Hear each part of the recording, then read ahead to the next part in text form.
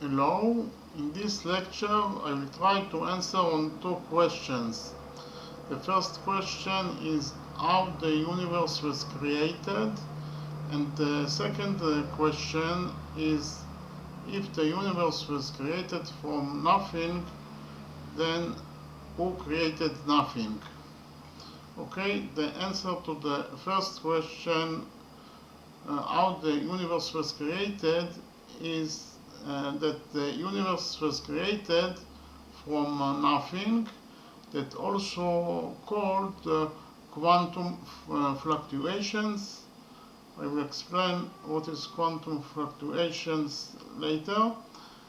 And the answer to the second question, who created nothing, is that nothing was never created because it was always existed. Okay, so now I will explain what is quantum fluctuations.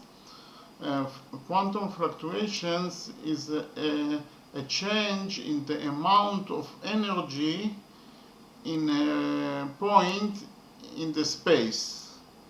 So that changes in the amount of energy could create virtual particles, and those virtual particles can be converted to real particles, and from real particles you can create the matter, and the matter is actually our universe.